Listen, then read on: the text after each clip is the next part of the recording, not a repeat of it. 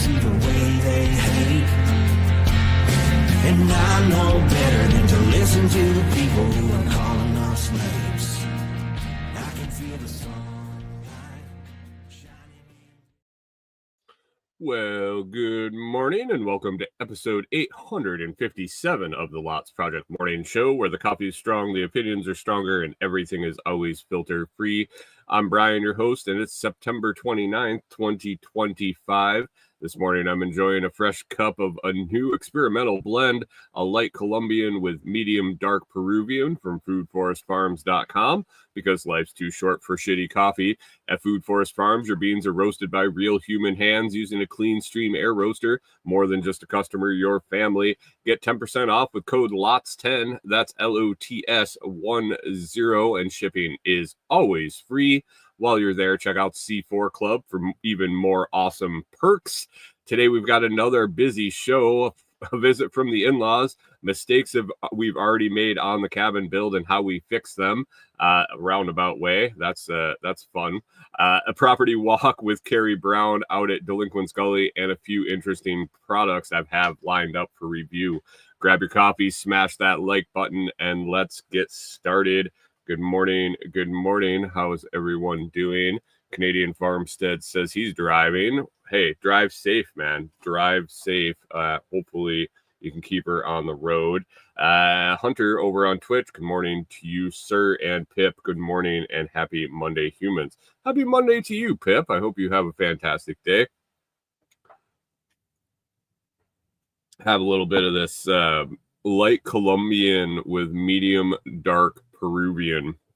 It was kind of an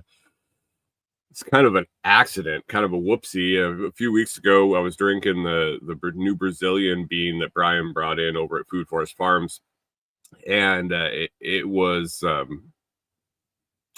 medium roast. Brian roasted it medium for me. I'm a huge fan of light roast. I really like everything kind of on the lighter scale, but Brian does make some good blends for me and mix in a little bit of dark stuff. Well, he'd had the Brazilian and had roasted it medium for me, and I could really tell that bean, it was really good medium, but I could tell that bean probably wanted to sit in that darker range. You could just tell the mouthfeel and everything. It probably brought out its best features at a dark level, and that's just not my style. I just don't like that. It's not my taste. But I suggested maybe a blend with some light stuff, and he said, I'll do it. And then when he was roasting, he got in the groove, as you do when you're pounding out orders, and ended up blending up some Colombian with a medium dark Peruvian instead. Sent that, and it's good. It's good. So how it ended up rolling down this morning, I had a little bit left in my FTO Blonde Espresso bag, and so I finished that up, and then also made a single mug of this new light Colombian and medium dark Peruvian blend, and threw that in the mug. And so I'm finishing that up, and that's good. It's good. I'm still really curious to try that Brazilian. Maybe a dark Brazilian and light Colombian blend. I think that would be really fantastic. But this Peruvian with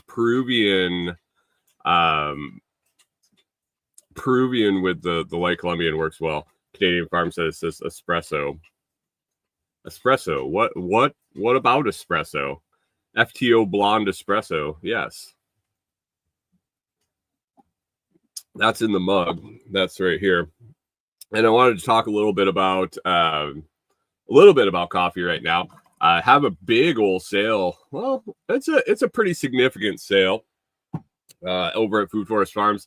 You can get that exclusively in the Lots Project Telegram chat at t.me/LotsChat. T.me. Oh, not X. Yeah, I didn't say X, man. Espresso. It's not my first day drinking coffee. Anyway, there's a big sale over at Food Forest Farms coffee site. You can find out more about that at the Telegram chat. It's exclusively for the Telegram chat crew over at the Lots Project chat. t.me/LotsChat. You join in, it is the pinned comment. If you don't see the pinned comment, say, hey, showed up for the coffee sale and curious what it is, and I'll let you know. That's a limited time thing, so head on over to the Lots Chat and check that out, t.me/LotsChat. The other thing I had on my list I've been meaning to mention over a while, Mike's Homestead, good morning, thanks for stopping, is the AeroPress. I think I talked a little bit about it a ways back, and for a long time, for a long time, I was using a French press. I love the stainless steel French press that I had. It made a fantastic pot of coffee, and went back and forth. I wanted to try some new brew methods, basically to do some evaluation, some content on, do some coffee content. And so I picked up an AeroPress. I picked up a couple of other little brewers, single cup and small batch. And the AeroPress won me over. Absolutely. Just, that's all I use now. So what the AeroPress is basically a combination between a French press and a drip brew and a pour over. It's kind of like this big meld of a few different brew methods, but super clean. That's the biggest thing for me. Basically, I make 2 rounds of an AeroPress, and I weigh out my coffee and make it proportional in the AeroPress, and then I add hot water to it to make it the strength that I want in the size cup that I'm brewing it in. But with the French press, it was always a struggle to clean it out, to get rid of the grounds. It was always making a mess in the sink. It was making a mess all over the place, basically. And the AeroPress is just wonderful because it makes a little puck in the bottom of the brewer when you're done, and it just pops out in the garbage, and a plunge or in the recycling when we get out to the property, we'll be composting it. But little puck pops out, and the plunger cleans the brew tube, and it's wonderful, really. Somebody had mentioned it in another chat I'm in when I was talking about a camping, I think it's the Stanley Boil and Brew, a portable camping French press. And they were like, yeah, I really like French press, but it's just so much water to clean, especially when you're camping and you're bringing your own water in. And I was like, huh. He said he used the AeroPress, and it's way easier, way cleaner. And I kind of was like, yeah, I'll give it a try at some point. And boy, was he right. I wish I had listened sooner. I've gone completely to the AeroPress. If you're looking to grab one, you can go to thelotsproject.com and hit the product review page. And right there at the top, one of the recommended product pictures is an AeroPress, and click on that. It'll take you over to Amazon. You can pick one up there. Well worth the cost. It's all I use anymore, really. I still have a pour over. I still have a French press. I still have a drip brew, but that AeroPress is definitely my go-to every morning, and it works great. It brews a great cup of coffee, and like I said, clean, easy to manage. And once you dial in your brew amount, like your coffee weight and how much you're making, it's game changer. And another thing is, I was using it the intended way. Basically, you put a little filter in a cap on the bottom. You put your coffee in, you pour the water in, and you give it some time to brew in there, and then you depress a plunger. After I had used it for a little while like that, I saw somebody mention something called the inverted brew method for the AeroPress, and I looked it up, and basically you make it upside down. You put the plunger in, you flip it upside down, and you make it upside down, so it starts to mix the water and the coffee a lot sooner, and it sits in there, and then you put your cap on with the filter and you flip it over, which stirs it even more. I give it a little swirl or two before I drop it on the cup and depress the plunger, and it's it's fantastic. I can't say enough about it. That it's been around for quite a while. I recently, I guess within the last 6 months or more, a little more, picked one up, and I recommend you do today for sure. It's if you make daily coffee and you make a little bit. I mean, you can make as much as you want. I make in the morning, I make 2 rounds. So I'll make a mug and I'll make a travel mug, and that's enough for me. It's enough for me. And like I said, you can up the weight, up the concentration of your brew coming out of the press, and then make it to taste with the rest of your hot water in the glass you're going to be drinking it out of. So check out the AeroPress today. Let's get on with the show. kind of a light show, kind of one track mind, one track topics today. The dogs are kind of playing in the back room, and things are bouncing around here a little bit. Spent the week with the in-laws. In-laws came into town last week after the show on Monday and stuck around until Saturday. Spent a lot of time with them. I actually didn't turn my computer on all week. After the show, I processed everything. They showed up. I shut down the screens, and the next time I turned it on was last night to set the show up again. So that was kind of that was kind of a nice break. I didn't really spend a whole lot of time on social media on my phone. I was just spending time with them. We did a lot of trips out to the cabin. We spent I think 3 of the days they were here out at the cabin site, a couple working, and then we had a get together. I'll talk about that. But it was kind of a nice break from everything, and it makes me want to possibly pursue that some more, but didn't get into a whole lot of seeing news stories or bullshit on social media, so didn't have a whole lot of things spin onto the topic list for this week's show. So I guess I just will talk about the week and what went down and what we got going on.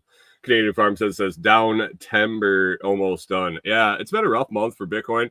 I had hopes that we'd hit 150 by the end of September. I don't think that's going to happen. We got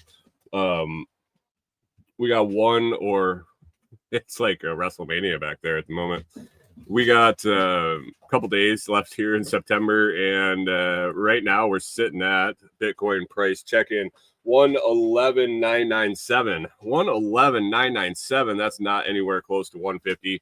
I don't think we're going to pop up to that in the next 2 days. So, live and learn. You make a guess, and sometimes it works out, sometimes it doesn't. But we'll see. We'll see about Bitcoin.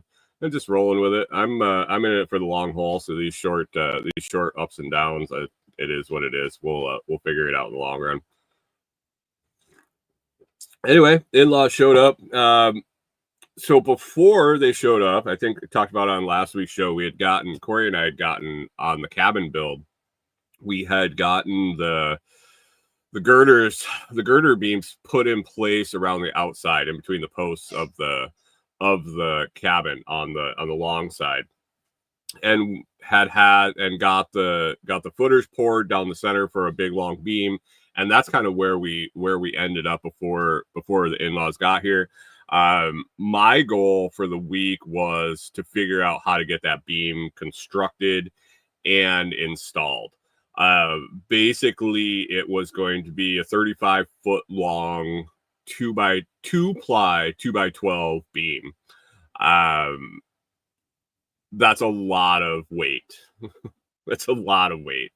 I had gone back and forth a couple different ways. At one point, we were going to be having a bunch of people over at some point during the week, like 15-ish people, and some had to cancel their trip.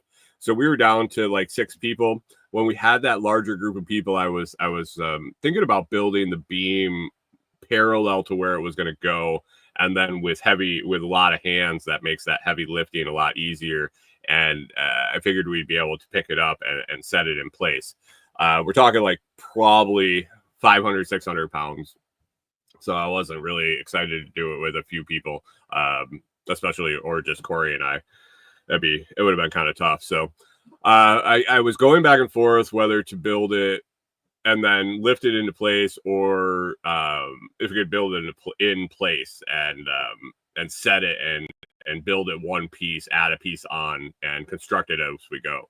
So the plan for constructing it was, out of the 2x12s, we'd be offsetting seams, putting longer pieces, staggering longer and shorter pieces on either side, using construction adhesive and structural screws to basically laminate the board. So we could get the first two pieces in. I had all the cuts figured out to make it the right length. Put the first two pieces in, they'd be offset, and then add a piece on each side and kind of put it together like a puzzle, right in place. And since we didn't have a whole lot of people to manhandle this thing after the fact, I decided that I really wanted to build it in place. So the first day that the in-laws went out, we were dealing with mud, a ton of mud. I don't know if I mentioned the mud last week, but we got a bunch of rain right before they got here, and pretty much I want to say almost the whole time they were here, except for the day we were having a get-together party out at the property, which was nice. We dealt with the rain and the wet and everything while they were here, but it was nice to have a beautiful day when we wanted to get together with friends. So the mud at the site, since it got cleared and leveled for the build, my groundwork guy hasn't been back to grade around the outside. So when it rains, it funnels all that mud or all that water under the rooftop, and it's all exposed clay. It just turns into like a slip and slide and a goopy mess that sticks to your boots, and it just makes life miserable. So we were working in that for the first couple days of the week. We headed out there, dealt with the mud. Corey's dad and I measured out and cut all the 6x6 posts that were going to go under the beam on those footers. Got those installed into the brackets, and then we started constructing the beam, and it actually went really smooth. We cut up all the pieces. We cut them all to length. We used a Honda generator and a compound miter saw that we built or that we bought for when we started the woodworking stuff. Went really smooth. Had those all laid out. Started putting them together. They pressure treated wood is a tough one. With some of the bows and warping and things like that naturally just pressure treated wood has. Lined up okay. It'll work. It turned out really well in the end, but it was interesting putting it together. As we built it across, it was kind of wavy and curvy. After we attached it to all the posts, it ended up straightening it up. It was kind of amazing to see how curvy it was, and once we locked it into all the posts and the footings, it straightened right up. So we got the whole beam built, and it was in place. We got it attached to all the posts underneath. They were all level and square. It was looking good, and we were standing there kind of contemplating the next step, which would be running joists. And we were looking at the one end that we finished on, and it looked off. It looked off. It looked too high. And so we started measuring out to the sides, and it was off. It was like almost 3 inches too tall, taller than the outside girders that we had already hung. And the way we had done this is the hangers that I had to use because of width and just the way they'd lined up were interior screw hangers. So basically, you install the hanger and then insert the girder or the beam afterwards. So basically, it was a lot of measuring. And since we're not going off grade, we're going off we're going off of level, basically the level that the builders marked on the posts when they installed the roof. He shot a level line on all the posts with a transit, so that was our reference point on all the posts. Somehow, I got all the hangers measured out right. Pip says it's 3 inches. You can see it. Yeah. Oh yeah, you could see it. It just looked a little off. So basically, what happened is when the center posts that the big beam was attaching to, they they had different markings on them because they're longer. They support the trusses up higher because the trusses pitch, and in the center they're a little higher. So it appeared that I measured wrong on the center post, which really irritated me. I got very angry, and trying to figure out what we're gonna do. So we had a couple options. We could either try to lift the beam, lower the brackets, cut off the tops of all the posts, and then reinstall the beam, or we could move all the exterior girders that we had put in all the way around the outside, basically lift those out, and drop the brackets and reinstall the beams. So it was basically move 8 of them that were easier to handle, and a ton of screws and a bunch of dicking around, or figure out how to lift that 500 to 600 pound beam and cut off a bunch of posts and move some brackets and drop that back in without it falling. Went back and forth. Went back and forth a bunch. Wasn't really sure what we wanted to do. The lifting the beam seemed really sketchy. And then working under it was probably even more sketchy. And so in the end decided to adjust all the outside girders across and raise those up to meet the level of the post or the center beam. So I got my measurements, tested one, moved it, measured it, made sure it was level, and it was. And so we kind of left it at that, and that's where we got with the in-laws' help, and that was what I wanted to accomplish. I wanted to get that center beam in. It wasn't done because it wasn't right, because I messed up, and it was long before they got here that we had those brackets hung. So it was definitely on me. And so we left it at that. We wrapped that up, and we had a get together with some friends to celebrate some birthdays. My beautiful bride had a birthday. Her father had a birthday. My father-in-law, and a really good friend, all had a birthday within a week. So we had a little get together at the property. First one, used that new grill that we picked up that I talked about last week. Cooked up burgers and had some cocktails and just had a really good time and hung out. Kerry from Strong Roots Resources was out in the area. He spent the night, and I'll talk about the property walk we did with him a little bit. But had a really good barbecue. Had a great time. Spent the evening hanging out at the property. Hopefully the first of many times that we're out there having get-togethers and enjoying a meal with friends. Appreciate everybody that came, and we had a good time. I had a great time, for sure. And but anyway, in-laws took off after that, and Corey and I went out. I think it was Saturday after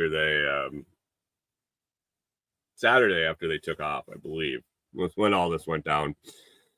So we moved. We had one out of the seven side beams raised and put into the new position.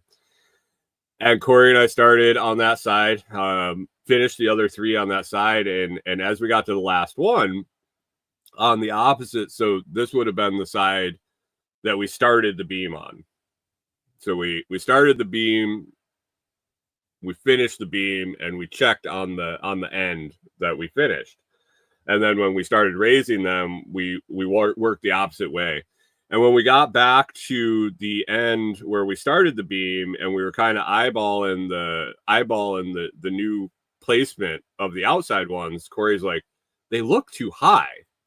Like they seriously look about 3 inches too high.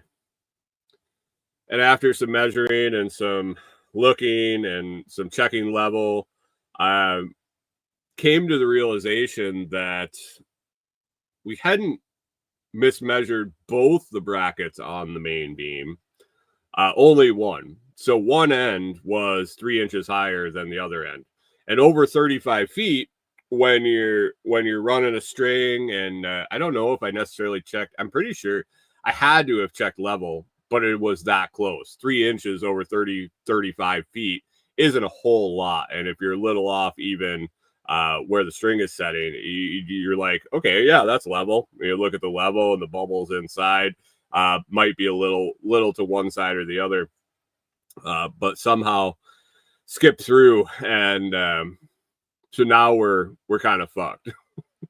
Now the side beams of one side of the cabin are level with one end of the beam, and the side beams on the other side of the cabin are level with the other end of the beam.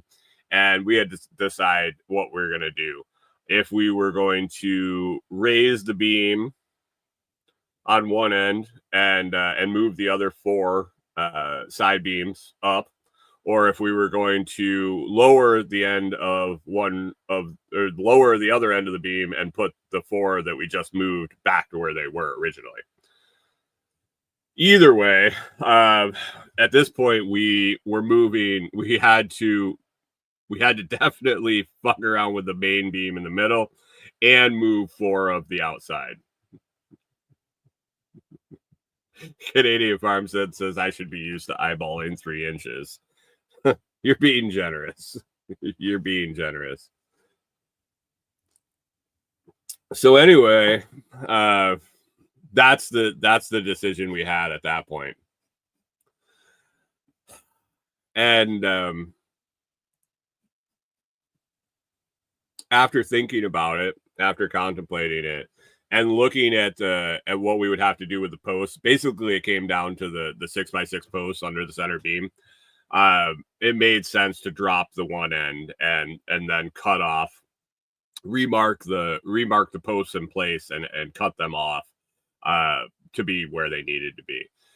So, and then drop the other 4 beams back into place. We used some ratchet straps, used a choker knot on both ends of the main support beams that support the roof, and some side support ratchet straps to steady the beam as we picked it up, and it worked pretty well. We got it up in the air. We got it up in the air far enough that we needed to drop that bracket to have access to all the screws, and then to run a line on the posts and cut them off, and it all went pretty smooth. And then we realized that we can't drop the beam into place controlled. We had it on ratchet straps, and if you know how ratchet straps work, you pull the little lever and you pop it, and it just releases. That would just drop that beam, and it needed a little finesse to get back into the brackets. It isn't like a big wide area to try to drop it into. It needed to be guided in slowly. So we grabbed a couple of bottle jacks out of the truck and rigged something up and got that on some bottle jacks where we were able to control the speed of the drop, and we were able to do it. Corey and I knocked it out. I was super impressed. She knocked it out of the park, helping, suggestions, and just being in the right place at the right time. And we got it all back in place. We dropped that in and secured it back to the post. It went super smooth. I was really happy. I think if we had realized that it was going to be as easy and go as smoothly as it did, we probably would have done the beam first of all. And I don't know if we would have caught the fact that one end was higher than the other, and it wasn't both ends that were off. So I don't know. Things might have gone different. We got that beam back in place, and then yesterday morning we got out there early and got those ones, the side beams we moved back in place and checked level in every freaking direction we could find. Really paying attention to not only if the bubble was in the lines on the level, but if it was leaning one direction or not. And if it was, we really looked into that. We were satisfied that all the beams were the same height. We remeasured. I don't know where I went there. The internet was working fine. Remeasured from the tops and any direction we could, and everything looks good. Everything looks square, and we were happy to move on from that point. So already making mistakes. That was kind of the rectification. How we fixed it. Man, lots of extra work. moving things back, and at least now everything is square, level, and the way it should be. And yesterday, after we got that done, we went ahead and started hanging joists. We got 19 joists, 19 out of the 52 joists hung yesterday. It was going really well. We got in a groove. Just kind of ran into the end of the day. Corey had to get back to work today for a few days this week, and had to get home. So we knocked out 19 of the joists yesterday. She's got to work a couple days this week, and I think by the end of the week we'll be back out there Thursday, Friday, Saturday, Sunday, Monday, Tuesday. I mean, she's got 4 or 5, I think 7 days off in a row again. So we'll get a ton of work done. I think we're gonna move on to we'll get the rest of those joists knocked out and then get subfloor on. That's in the next. Hopefully by the end of our next vacation, we got that subfloor on, and we're moving on to. Bless you, Corey. We're moving on to framing out windows and doors and that phase of the project. So that's my job this week while she's working. Beyond, along with every other thing that I'm going to be doing, is get those windows and doors figured out and ordered. Figured out where we're going to get those and get those on order and get the lumber for framing out the exterior walls on order and figure out how we're going to get that to the site. And that's the next phase. Once we get that floor on, is getting those walls up and then the metal itself. So that is exciting news. We're moving along and things are going smooth. Corey and I have got our system down for hanging the joists. It's going really well. A lot smoother than I thought. We got a lot more done yesterday than I expected. So I'm happy with that. And I think we're on schedule with the build. I was hoping to have the floor hung by the end of September, but I knew we did have guests coming into town, and we had some other things we had to take care of, and we had some weather days. And I think by that end of that first full week in October, if we have the floor in by then, I would be happy for sure. So goal still is to be out in there and be able to live out there by the first of the year. And I could see it happening right now. I don't think that's out of the question. I think we could be staying out there by the end of the year for sure. So we'll see. Keep pegging at it and see how things go. Other than that, I think in-laws trip was pretty uneventful. We did spend a lot of time out at the cabin. We did go down to the Pickwick State Park here. The Pickwick Dam on the Tennessee River and drove across the dam, saw the locks. We thought that it was going to be more of an opportunity to tour some stuff, but Homeland Security reasons or some shit, we weren't able to get close. So we went for a little bit of a hike. We saw some birds at the raptor enclosure there at the state park. It wasn't a whole lot going on.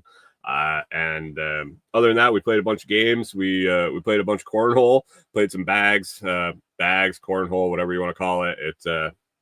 It's kind of a tradition with us. That's one of the things they bring with them when they come down here. And so we were able to play for quite a bit. Had a good evening playing that, and they introduced us to a new card game we had never played before. I think it was called Five Crowns. I think. That was a fun card game. We played that pretty much every night. Had a good time playing that, and should check that out. It comes in a set. It's like Uno. It's got its own deck of cards and rules and stuff. So you don't use a standard deck of cards. So you can find that on Amazon and order that up. I recommend that game. It was fun. I don't know if you need to get the premium. I was looking at it. We'll probably order it up a set for Corey and I. Probably don't need to go with the premium tin that it comes in. I think the game itself, if you just grab the box with the game in it, is like $12. So it's not bad. It's not bad. Let's see. So that was in-laws trip. I enjoyed their trip. They had a great time. I'm glad they come down. I really people that scream about their in-laws and can't stand them and all that. I kind of giggle because I really enjoy. I like mine, and I enjoy spending the time with them. So glad they came down, and they're on their way home, and hopefully they make the rest of their trip home safe. They headed off to Missouri to do a little sightseeing on the way home. So that was the visit from the in-laws and the mistakes we've made so far on the cabin build. It was Brian had a little stress, anxiety, anger for a few different moments during all those realizations of the mistakes, and now I'm better. Everything's fixed now, so I'm a little bit better. Just waiting for the next one to happen.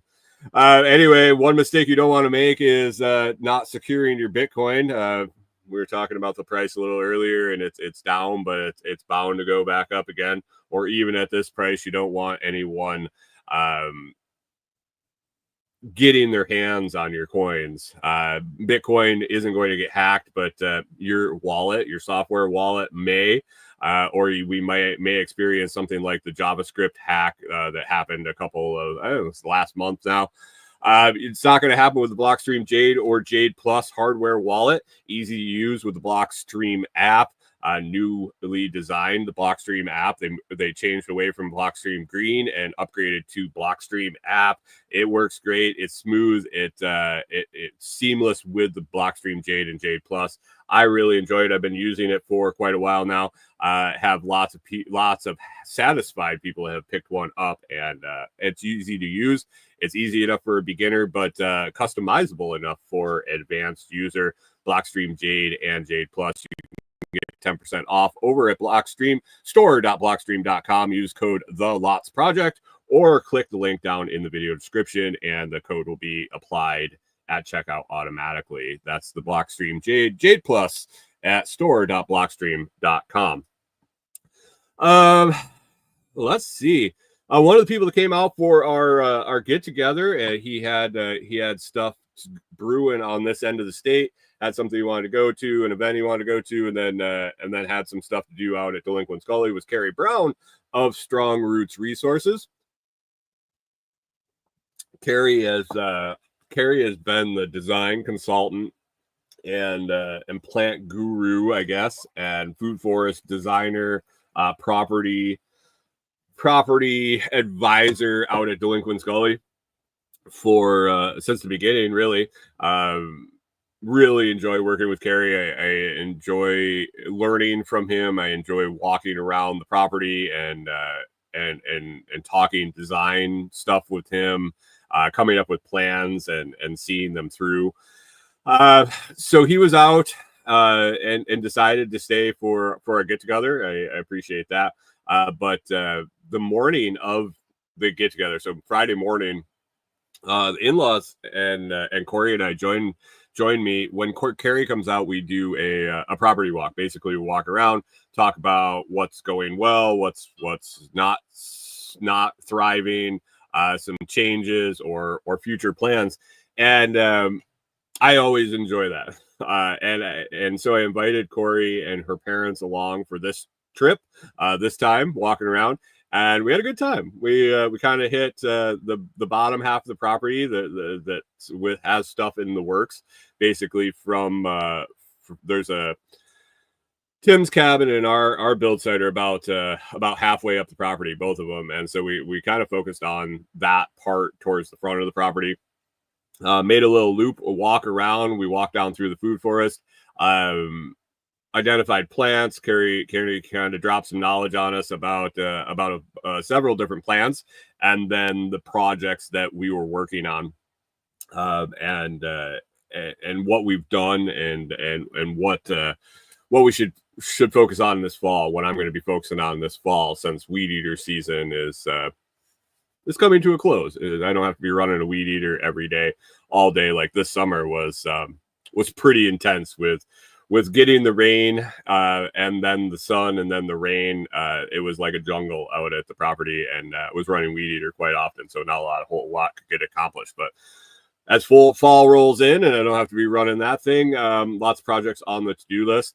One of the projects that we worked on last year that we were able to check in on and see some progress was our mushroom logs. Corey and I knocked out the mushroom logs for the food forest. I think it was last November is when we got them done. So 11 months, 10 months, 10 and a half months. And we've seen some mushrooms, nothing out of them for that first 10 and a half months, but I really wasn't expecting anything. We got them done a little late for them to have a spring flush. And so I was hoping this fall, and I had no idea when we would start to see things, or if at all, if we were going to see anything this fall. But the shiitakes started popping after all that rain I talked about earlier in the show that provided the mud to work in up at the property, or up at the build site. They soaked in the logs pretty well, and lo and behold, started getting some shiitakes to flush out. So I haven't checked on them that was Friday when I saw them last, and we didn't pop down there at any point this weekend. We were pounding out work on the cabin, but I'm guessing they flushed out a little bit more over the weekend, and we will see how they go. So we saw some growth on the shiitake. We haven't seen any cool weather shiitake, pearl oyster, or king oysters yet, but I have a feeling that they are on their way soon as the weather cools off and we get more wet, damp weather. If I hadn't seen any growth from them, if I hadn't seen any flushing from them, I was probably going to let them sit again over the winter and keep an eye in the spring. And if need be, I was going to do the soak and shock method for the logs. But since we started popping the shiitakes, I'm guessing I'm not going to have to do that. I think that is also I think that is a way to get them to flush, even if they are active. So we will see on that, but excited to see some shiitakes popping up. I told Corey we gotta get some mushroom recipes and things to do with these mushrooms we're going to be having. Kerry and I also talked about the hops experiment that we're going to be doing. Running a cable across a big slope. We have a big slope, big hill that comes down into the food forest, and we were looking to grow some hops and didn't really have a good flat place to do it. And so I mentioned it in the spring. We came up with an idea to string.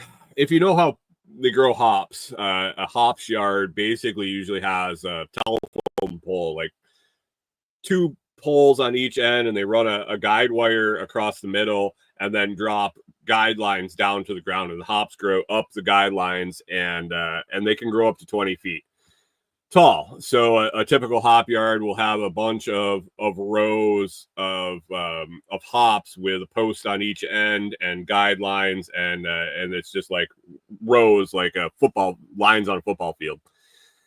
We don't really have any flat area to kind of set that out at Delinquent Scully, and we didn't really want to grow a ton of hops, not necessarily for production. We might end up having more than one of this setup if it works out well. But we just wanted to try a run of hops on a hill up above the food forest. And in one reason we want to do that is that's the space we had, and another reason is it gets pretty intense sun later in the year, and we're thinking that this will actually be almost like a shade screen. on some of the food forest. So as it grows in, it'll shade out, and the further out into summer it gets, and the more intense sun, this will almost give some of the food forest a little bit of relief from that. Namely, the area that we're going to have a little tree propagation and a little propagation area will probably end up shaded by this in the middle of the summer when the sun is most intense. But basically, we came up with the idea to use two very sturdy trees that are in line with each other, about, 40, 50 feet apart maybe. And we're going to go up 20 feet on the tree. We're going to install a pulley on both of them, and then we're going to run our guy wire. And instead of normally the way you'll run it in hops yard is you'll run it across and then tie it off. So it's just a guy line, and you have to have a piece of equipment to go up and cut down the top of the hops when they're done and they drop down to the ground. Well, we won't be able to get equipment in there. We won't be able to get a ladder to stand up to the guy line to cut them down when they're ready. So we were thinking that we could tie off the line and have excess line at the bottom, and when the hops are ready, we'll unhook the bottoms and let the line drop down and stay on the pulley. And then when in the spring, when we want to tie up the new lines, the vertical lines for the hops to grow on, we'll tie them up and pull the line back up and secure it on the post. It's kind of hard to picture. Excuse me. Wow, that one snuck up on me. Sorry. It's kind of hard to picture, but basically it'll be bringing the work to the ground level instead of having it up in the air and on this slope where it wouldn't be manageable to do. So this fall we started hops rhizomes down in the propagation area in the food forest in the spring, and letting them get a season of growth. This fall, the plan is to get the infrastructure set up on the hill, get a spot cleared out, a walking path and a planting path for the hops, and get the hardware on the trees and the guy line all set up.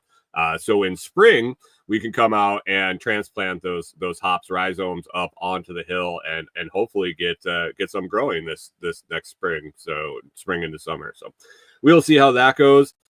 Another little project that I have to work on out there is an area that we kind of earmarked for a possible another guild on the property. Started to clear it, and it looks really good for I think we're going to use it for comfrey propagation area, where we're going to get in production comfrey. We'll get in probably 3 or 4 rows, 3 or 4 decent rows of comfrey plants in there, and it's on a slope, so we'll be able to do a little bit of swale on contour and plant those plants into the mounds. So when we do get the little bit of rain we do in the summer, and it rolls down the hill, we'll be able to catch that in the swales and nourish those plants, and maybe even put a little rainwater catch on the top of the hill and drip irrigation down to the plants as they're getting going. So I got to clear that area out and prep that for some comfrey install to have a nice big comfrey patch. Speaking of comfrey, comfreyroots.com back up and rolling. We're on back order this summer because we weren't shipping in the super heat that we had across the country. We were having some problems with orders showing up with delays in the post office, and the heat was just killing the chances of the plant surviving. So we shut her down, but we're back up and rolling now. Comfreyroots.com. You can get your comfrey orders in. They ship every Monday. Order today, they'll ship next Monday. Show up, no problem.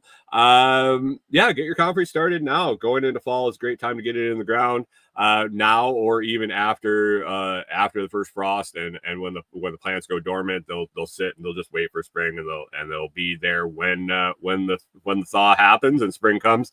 They'll be ready to rock. So head on over to comfreyroots.com, pick up your comfrey. So that's another place. A third project I got to do out at Delinquent's Gully is to reevaluate the water system that we had over by Tim's cabin, where we kind of put in a makeshift collection point in the creek that runs next to Tim's.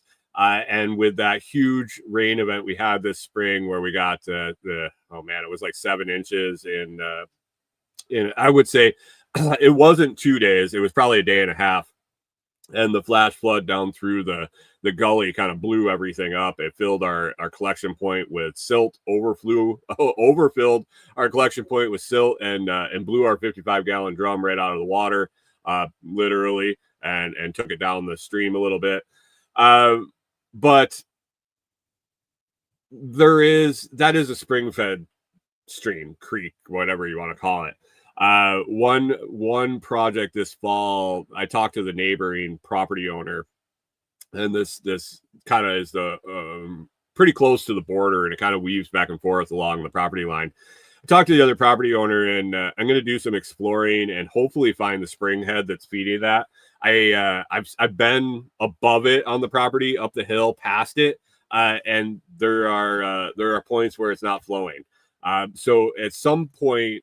And then there's an inaccessible area. And as I talked to the other property owner, we both realized that this is a quote unquote inaccessible. Nothing's inaccessible, really. It's just not easily accessible. We're guessing that the spring head is somewhere in that area.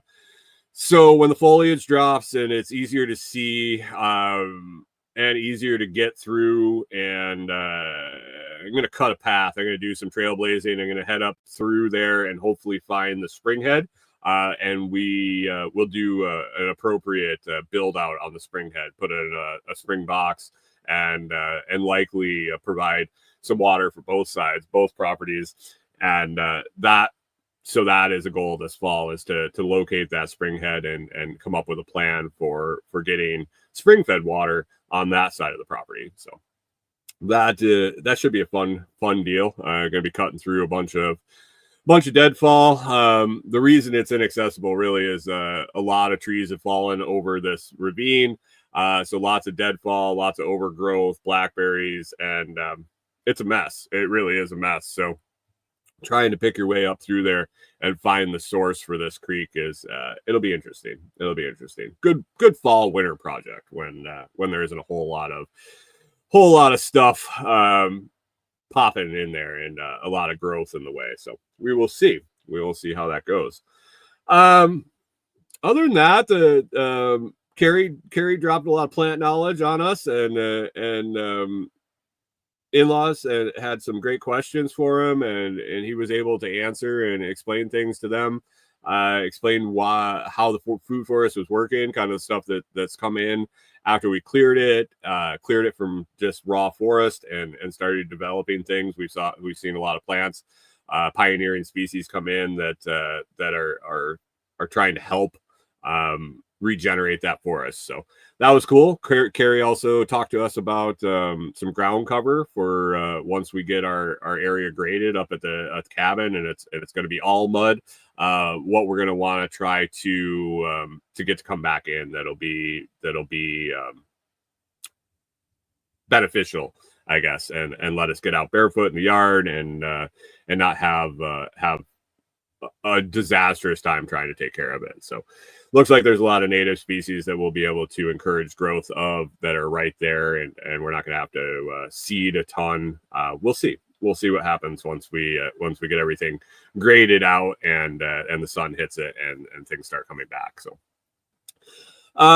last thing I got on my list really is a couple products, 3 or 4 products that I'm working on this week. Ben took a little time off with in-laws here. Didn't do a whole lot of messing around with product videos or even looking at the products that I have to do reviews on. But back at it this week, I got some gloves, some work gloves, and I've had them on a couple times. They're pretty comfortable. They're made by Kago. I've worked with Kago before. They sent me some a few different types of gloves so far. These ones are a lightweight work glove with like a polymer grippy feature on the hands. I don't think they're super heavy duty. They're more for like yard work and just general use. I don't think they're going to be all that durable. Three pairs for $12, so you're not looking at a fortune to get them. So gonna put those through their paces a little bit more and get a video out on them. Also have an RV stabilizer jack that I have to do a video on, even though that we're moving out of the RV.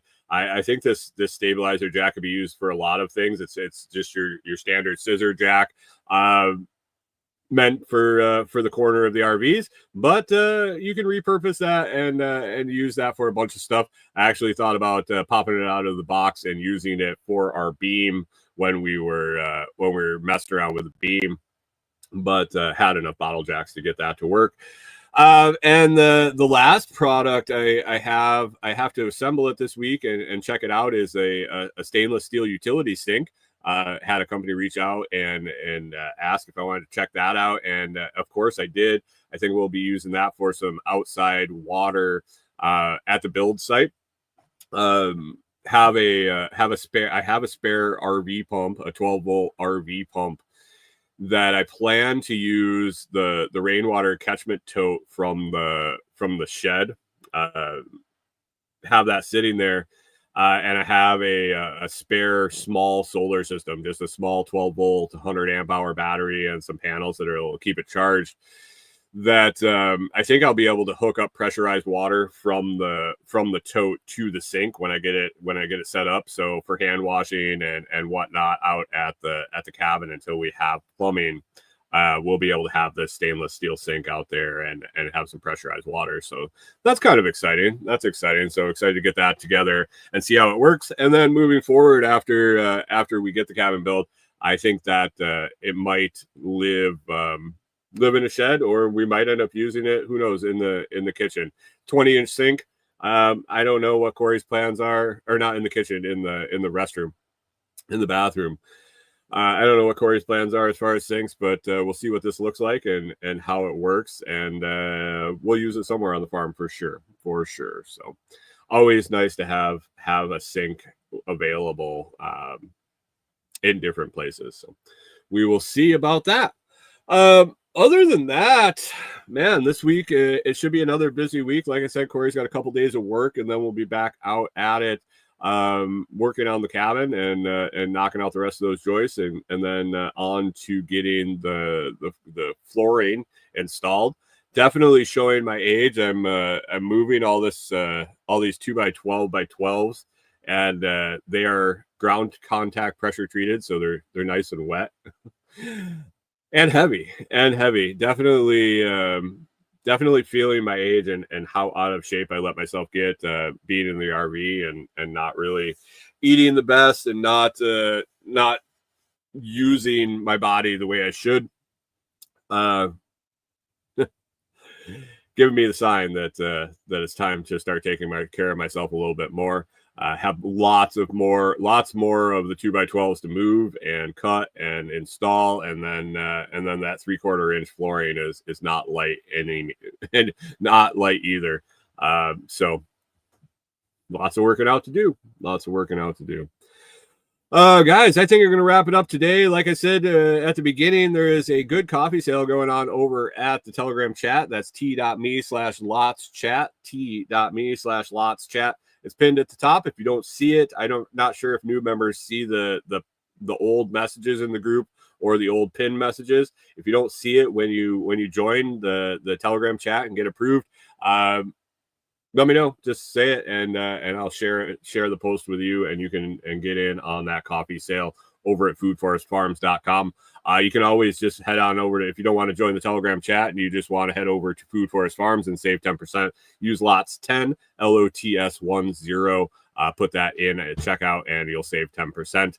And like I always say at the beginning, the shipping is always free.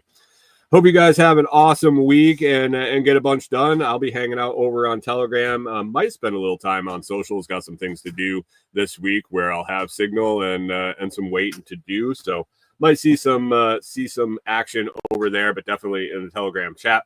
We will make it a good week. I hope you have an awesome week. Get everything done that you expect to, and we will catch you next Monday.